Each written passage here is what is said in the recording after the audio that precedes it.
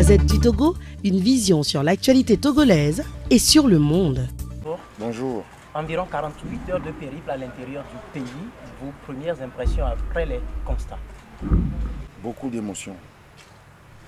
Parce que ce qui s'est passé ici, c'est dramatique. On a l'impression que les forces de sécurité se sont déchaînées sur les populations de Sokodé et ses environs. En fait, c'est l'apocalypse que les gens ont connu ici. Et ce que nous aurions souhaité, et nous allons à notre retour à Lomé nous retrouver pour demander la mise en place d'une commission d'enquête indépendante, certainement internationale, pour faire la lumière sur ce qui s'est passé ici. Quand vous dites ce qui s'est passé, qu'avez-vous entendu, qu'avez-vous vu?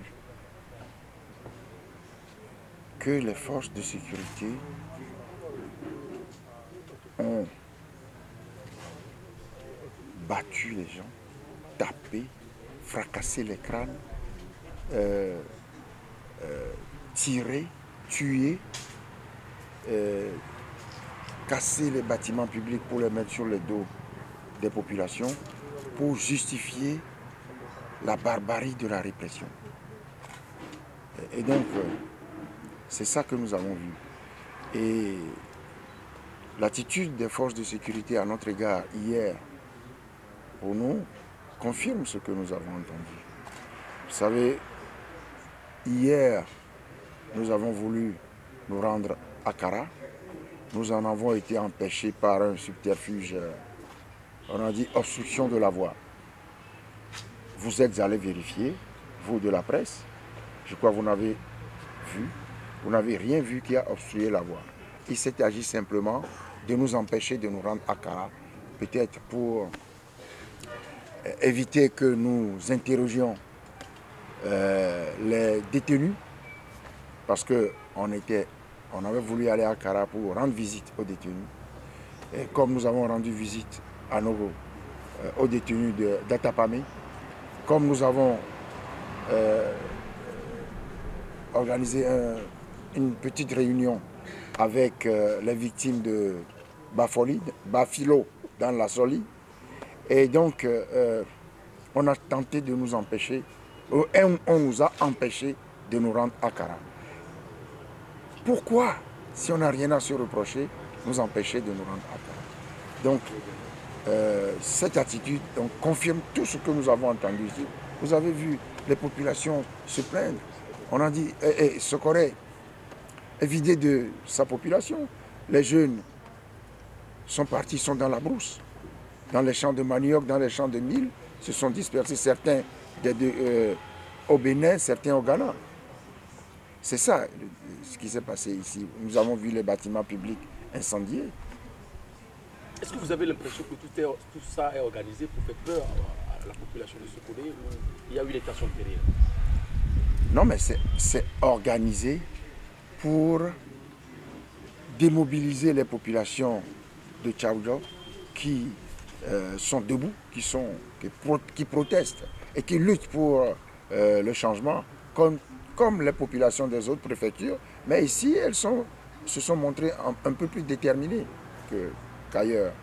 Donc, on a voulu les mettre au pas. Alors tout à l'heure, à Tchawanda, vous étiez en plein entretien avec la population quand un groupe de militaires était arrivé. Vous étiez allé les rencontrer. Quels étaient les échanges? Mais j'ai dit que quand ils nous voient comme ça, il faut qu'ils se tiennent à distance pour ne pas effaroucher les populations compte tenu de ce que les forces de sécurité leur ont infligé. Et alors il me dit qu'on leur a signalé un attroupement. Mais nous sommes venus dire, présenter nos condoléances, témoigner notre sympathie.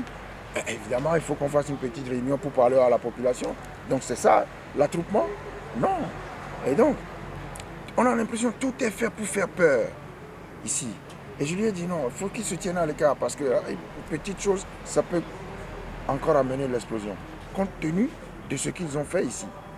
Est-ce que vous avez la crainte que demain ça peut encore aller de mal en pire?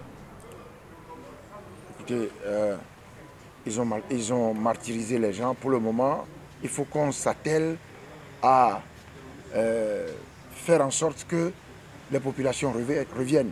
Il faut que l'attitude des forces de sécurité rassure. Il ne faut pas que... Vous avez vu le nombre des véhicules militaires. On a l'impression que la ville de Sokoré est assiégée. Est-ce que c'est une guerre qui est menée contre les populations de Tchaoudjo? Ça, c'est inacceptable. Donc, nous avons vu toutes ces choses. Le nombre de camions de militaires qu'il y a ici, le nombre de véhicules, je ne sais pas si c'est ça qu'on appelle les blindés ou les véhicules militaires. C'est impressionnant. N'oubliez pas, hier, j'allais oublier, nous avons été nous-mêmes l'objet de tracasseries. Hein, on nous a arrêtés. Non seulement on nous a empêchés de nous rendre à Kara, mais on a été l'objet de fouilles méticuleuses. Ma valise a été fouillée. Et ça, vous croyez que c'est de nature à apaiser les esprits? Nous ne savons pas pourquoi les valises des responsables politiques, de mes collègues et de moi-même, ont été fouillées. C'est inacceptable. C'est de la provocation. Dans cette atmosphère, vous projetez encore 3 jours de manifestation, 7, 8 ou 9. Alors, quelles sont les actions qui vont permettre à ce que votre parole de mobilisation soit écoutée et que le peuple reste debout? Mais je crois que le peuple est déjà debout, est toujours debout. Le peuple a compris que son salut reste dans la mobilisation. Le peuple a compris qu'il ne doit pas céder aux intimidations, à toutes les manœuvres qui sont orchestrées pour le démotiver. Et donc, je crois que le peuple a déjà compris cela.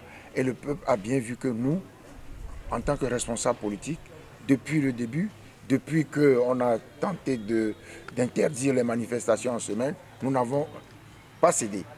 Et ça, vous avez vu les manifestations des 18 et 19, la semaine dernière à Lomé et un peu partout sur le territoire. Le peuple est mobilisé et je crois que le peuple sait que c'est par là seulement que réside son salut. Monsieur Favre, les militaires vous ont rendu visite hier nuit. Qu'est-ce qu'ils vous ont dit? Rendu visite? Oui, c'est ce que nous avons appris. Ils sont venus ici hier. Ouais, il paraît que bon, ils circulaient dans la cour. C'est des manœuvres d'intimidation. Il paraît ils sont montés à l'hôtel. Bon, certains, ou bien le chef même, occupait une chambre à côté de la mienne. Mais tout ça, c'est fait pour faire peur. Et nous, bon, vous avez bien compris depuis longtemps que nous, tout ça ne nous fait pas peur. Donc je crois que c'est en vain que ces manœuvres-là sont menées. Ça ne nous dit absolument rien. Nous sommes déterminés à aller de l'avant. Et je crois que tout le monde l'a compris. Les populations, plutôt les pays voisins du Togo, les chefs d'État des pays voisins, ont bien compris que le peuple togolais est déterminé à arracher sa liberté, que rien ne l'en empêchera. Alors, puisque vous l'avez évoqué, il y a quelques semaines, ce n'était pas autorisé à manifester au Bénin. Patrice Talon est venu au Togo rencontrer son homologue, il est reparti et aujourd'hui même, on a marché à Cotonou. Est-ce que ça voudra dire que quelque chose est déverrouillé? Oh, déverrouillé, je crois que n'allons pas trop vite en besogne. Mais les peuples voisins du Togo expriment leur solidarité vis-à-vis du Togo, qui est un cas particulier, une curiosité de la sous-région et une curiosité même en Afrique. Donc, si les peuples marchent, ça montre simplement que dans ces pays-là, la situation est pratiquement normale. Je n'aime pas trop m'aventurer à parler de ce qui se passe dans les pays voisins, mais dans les pays voisins, je crois qu'il y a des élections correctes. Et il n'y a que au Togo où nous sommes un cas atypique. Monsieur le Président, merci. Monsieur le Président, que pensez-vous quand la population vous dit ne partez pas, si vous partez, ils vont encore vous... Ça me fend le cœur. Ça me fend le cœur. C'est beaucoup d'émotions d'entendre ça. Et qu'est-ce que nous pouvons faire pour les rassurer? On peut juste leur dire, nous œuvrons, et c'est vrai que nous œuvrons. Nous avons discuté avec des chefs d'État, on leur a dit qu'il faut que la situation togolaise revienne à la normale. Mais on a précisé surtout que cette fois-ci, les pressions de la communauté internationale ne nous feront pas lâcher ce que nous pensons être indispensable pour la libération de notre pays. Merci. Je vous en prie.